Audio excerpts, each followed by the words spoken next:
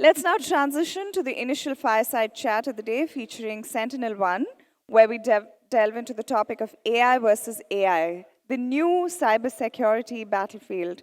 Honored to present the distinguished panel of speakers who will be leading this session. Divakar Dayal, Managing Director and Country Manager, Sentinel 1, India and SAARC. Joining him for the fireside is Pramod Bhasin, Chairman, DSCI. Please put your hands together and let's welcome them on stage. Over to you. All right, good morning, everybody. Can you hear us all right at the back?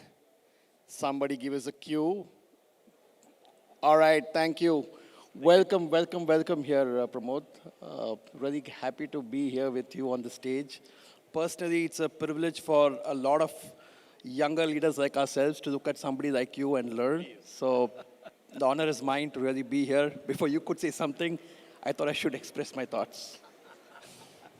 Thank you, Deva. Such a pleasure to be here and to share the stage with you. Thank you for being here and for being such a big part of our annual summit here. And good morning, everyone. I hope you've been having a productive day. It's very hard to walk outside from here to go to the men's room and come back. It takes 10 minutes because of all the crowds. So it's really quite wonderful to see so many people here, Deva.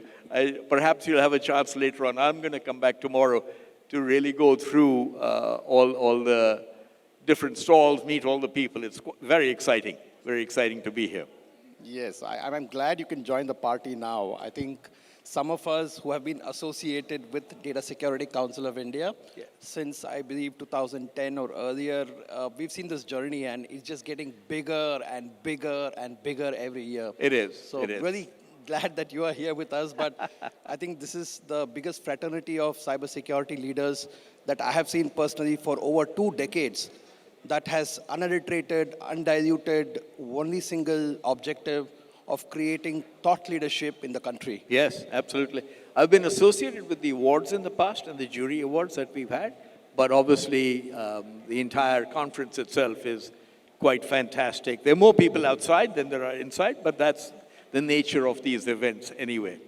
But even let me kick it off, if I may, with a few questions. And, the idea of this fireside chat is just to have a discussion amongst us, pretty easy, a conversation between someone who's an expert and someone who's a rank amateur, so we can go back and forth on this. I thought it'll be great if I can come at it from a perspective of a CEO, of an entrepreneur. And as we grow into this world of digital public platforms, I think that's a better idea, right? Move the chair a little bit this way. Very good. That's it. As we come up with this world of digital public platforms, using the cloud, artificial intelligence, the ferocity of our use of technology is matched by the ferocity of the attacks. I hope you can hear me clearly, because I know there's a bit of an echo sometimes. Is the audience at the back? Are you getting a double echo? Are you okay? Can you hear us all right? It's slightly lower. Okay, is it fine in the back? No? Yes? Actually, it's a bigger issue on stage than it is at the back there. Yes, I think I can go ahead, sir. So they know because the speakers are pointed that Yes. way. It works. So talk to us a little bit about, one, what is the level of awareness that you see around us? Because these threats are now moving into major areas. As I was speaking earlier at the inaugural session, the next war is going to be a cyber war. It's not going to be a war fought it's going to be a technology war. It's going to be a drone war. The next attacks can be on our banking system, on our networks, on UPI, our payment system, etc. And yet the awareness levels across the country are particularly low. And I will tell you as a CEO, the awareness levels for most CEOs are particularly low. We know it's a big threat, but we don't realize how big it could be and how badly it could hurt us. So talk to us a little bit about, Deva, from your perspective, what are the main challenges that you see ahead of us in this new world of ours where AI is fighting AI? And that's one of the topics we want to talk about is, how do we use AI to fight the hostilities created by AI? But let me turn it to you. Let me start with that. Yeah, I think from the very beginning of mankind, we've always had a problem of adversaries, right? We used different tools, ammunitions, guns, things that prepared us to attack and defend. And just from the IT landscape, if you look at from the 90s, your era or earlier, the client server architectures, and then we moved to the internet, which kind of opened up a whole new, a bottle of nice wine, but also can of worms, right? And then we had the mobile technologies and then AI. I think it's always been a cat and mouse game between adversaries and attackers on one side and then defenders on the other side, right? The tools, the tech wave just got more bigger, more lethal with every passing decade. And in this particular decade of AI, we are seeing that the attackers, as usual, are ahead of the game because they have no rules to play with. They have no guardrails, and hence they can really embrace things like AI to the fullest. And now you have corporates who have to abide by compliances, they have regulations, regulators, they have the board, which also has to understand this problem has gone way ahead of the ability of one person to solve and which is the CISO, right? For some reason, the board would think that, hey, all our problems will go away if I hire somebody as smart as maybe Mr. Sidhu here, right? Like some CISO here. Unfortunately, the answer is no, right? But who's going to tell them that? And each time I think there's an opportunity to go to the board and really educate them that just throwing a set of people, a set of tools is not going to resolve this war that is in front of them. And the fact also remains that most of the Indian IT landscape is still built on legacy systems. And for CISO and his team to fix cybersecurity against the latest and greatest using legacy infrastructure is like fighting with knives and lathis against drones.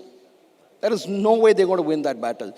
And I think that's the lay of the land that today exists. And hopefully conferences like this gives enough content for leaders to take back to the organization to help educate and spread the message. Absolutely. I think you nailed it in terms of saying that the board level awareness of the significance of the problem remains, in my view, also sorely inadequate. I will tell you that when I was running Genpact, which is the New York Stock Exchange listed company, I don't think we ever talked about it at the board.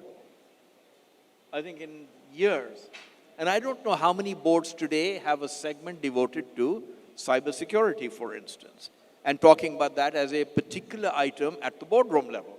And yet it is one of the biggest threats that any company has, right? It's almost like a physical threat of your entire server network going down one day. Cyber attacks can be far worse and far more. As you think about this, and we think about AI, I'm going to ask a little different question, if I may digress a little bit, Deva. I've thought about this since we last talked. But one of the issues is that AI regulation around the world is not consistent. And AI knows no boundaries. So how do you solve for things like that? Because Europe is coming up with its own thing, America is coming up with its own thing, India is trying to be more balanced between the two and probably will come up with something really unique and wonderful. But there's no, unless you have a well-coordinated regulation across AI and cybersecurity issues around the world, what is restricted in one country will be open in another, and that means there are no boundaries. How do you think about it? How does Sentinel-1 think about it? How are you trying to confront this issue, or what do you think are the implications for this? Oh, I think it's a great point around how do you control something that is developing so fast that it's difficult to kind of put guardrails around it. And the fact remains that the Western countries, especially geographies like the North America and EMEA, they have been ahead of the curve on a few things. But just like the internet, which is a great leveler, I think AI has leveled a lot of geos together, right? So the problems that we face, say, in Calcutta or in a small class 2 city like Tirunelveli is exactly the same problem that's being faced in New York, right? Simply because nation states, right, going after countries, have started to fund and make these tools available across geographies, irrespective of, right, who's accessing them, which basically puts this problem of, being able to really fight this new age tech without embracing this new age tech. And that is where we believe that a lot of organizations, while they yet have to come up with policies around how do you use AI, testing, red teaming, right? Even if the software they're using within AI is going to stay within its guardrails. And while these are coming up, I think the short-term ability would be to embrace those platforms that have proven and have shown the organizations and various forums, analysts like Gartners, that yes, they have enough protection in them to kind of help you fight that battle, right? I think that's primarily it, because the vectors are changing as we speak every year, and the pace of change is even faster. So we are now grappling with the vectors that we have in front of us, and AI is only putting that on steroid. I don't think this is the last of what we are going to see. That's the problem, right? But when I ask you to think about your customers, and all the CISOs are here from many great companies, from many great people, my question to you would be, are companies investing sufficiently today, in your view, in this area? Are they being able to invest in the kind of resources and the talent? One. Two, how do you nurture talent over time? I know, again, I'm diverging a little bit, Diva, from what we had talked about earlier, so I hope you won't mind, but these are easy answers for you, I think. How do we nurture greater talent? And three would be, what from your perspective are the biggest risks out there that you as a company, and you representing your company, worry about the most? Where do you think it's coming from the most? Geographically, technologically, application-wise? What do you worry about the most when you, every day? So I think the first question really is about talent, right? Which clearly is something that we're all grappling with. While you have the larger picture of what are we teaching our students in universities, and when they come out, are they ready to really be productive from day one? That I don't think the answer is yes there, and it is going to take at least a huge effort to kind of reform the education system. But while we do that, I think the other problem is because digital transformation has kind of happened so fast at every layer of organizations, you need to, kind of put mechanisms of protection right around people. And we're going to struggle with that talent today. And hence, we have to look at, can I kind of use AI and the benefits around it to reduce human intervention, right? To basically increase the signal against the noise. And just like you have almost 50, 100 cybersecurity vendors, the problem with cybersecurity is there's a lot of noise, lots of noise. By the time you get to the needle in the haystack, you've lost the plot. And hence, you can use AI as an example to kind of really reduce this, the signals and the noise differentiation, but also improve efficacy. That's where the talent part comes in, right? So reduce human intervention and increase really the use of automotive, cyber defense. The part around tech tools, I think there is this perception that the board has around consolidation, right? That you throw the money and you solve the problem. Unfortunately, I think that's been proven time and again. If you look at the headlines, that's never going to happen, right? So I guess that's primarily what I would tell you from a broader perspective. Is it rogue countries that you worry about? Is it rogue institutions? Is it small groups of people? The entire area of ransomware? Perhaps, from the experience Sentinel-1 has had, you could talk to us a little bit about some examples of some events that have happened which have really been startling, which have been very hard to manage, and which talk about the implications this has for a company. Could we do that? We can. So I think the profile of adversaries has changed dramatically in the last couple of years, right? In terms of people who are attacking us. Simply because I think a lot of nation state tools that was used in the war, especially the one in Europe, uh, they have now become available, right, on the dark web to be picked up by anybody out here, right? Which primarily tells you that you have powerful tools now being used by people who really bite for a dime, right? And it's easy to access, and it's like a throw of dice. And obviously, the ones that are least prepared are going to pay the maximum price, right? So, if you look at one of the latest tools that's really doing the round is something called Wolf GPT, right? I forget if it's 250 or 300 US dollars. Wow. But what it can do is once you have access to that, it can help you create malwares dynamically targeting any specific organization that you would like to target based on the organization's available footprint, its weaknesses, the vulnerabilities that it can see, right? And then craft these either spear phishing in a mass format, but also specific payloads. Now tell me, how can normal organizations protect themselves against something like this? You tell me. Because this is the scary part. And I think one of the titles we had for this discussion was AI versus AI, right? When we talked about it, was talking about how we have to use AI to fight AI. It's not going to work any other way, right? So what's happening? How does the world deal with this? So, If I may, there's no point in India saying we'll ban it, its use. It'll come from somewhere else, right? It doesn't. These national boundaries are no longer remotely relevant to the threat. absolutely right. I think people who use VPN know how easy it is. There's no boundaries on the internet. So I guess that's where companies, not just Sentinel-1, but companies like Sentinel-1, who have DNA of AI and ML as part of the technology. So we've been here since 2012, and we bought the first AI agent, really to kind of protect the workloads, the endpoints, the servers, without using traditional mechanisms like signatures, Yes. right? I'm trying to avoid the tech talk, but I'm trying to simplify, which is we realized that this cannot be solved using traditional methods. And hence, we adopted a simple concept of really looking at millions of footprints, millions of codes of malware, and be able to kind of summarize that in a 30, 40 MB file, which can then be easily pushed and help the endpoints and servers to protect themselves against any of the past known attacks, but also this dynamically developing new attacks.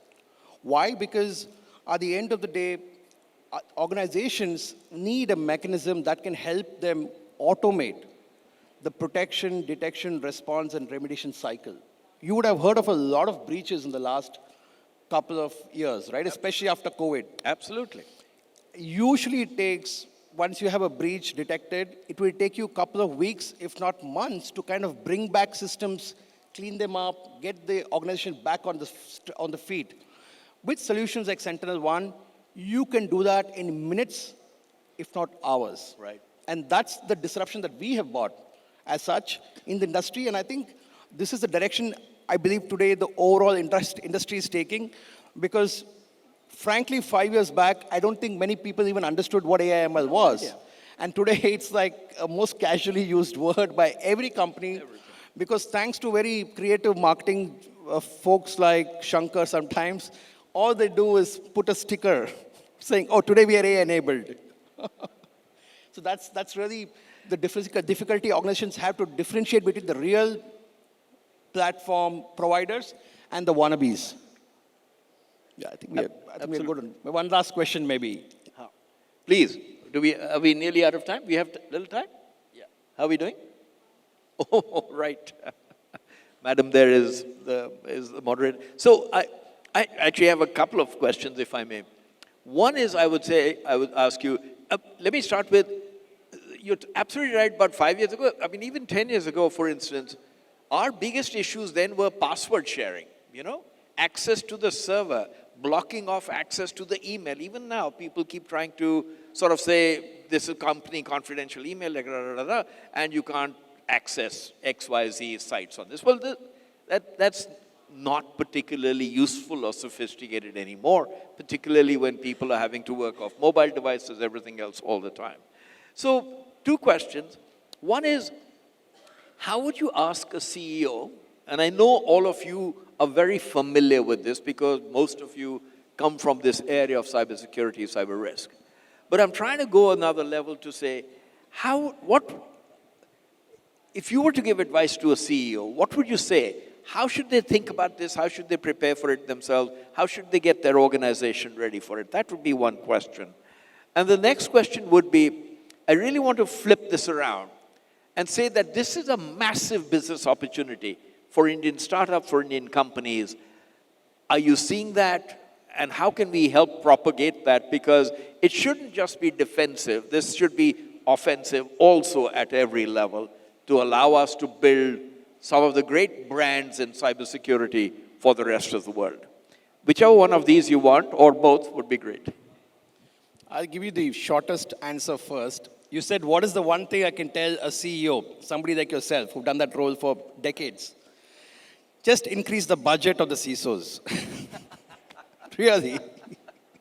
I think they struggle to really help establish ROI. So increase the budget is what I would say, because a lot of times CEOs and board worry about problems outside that they can see.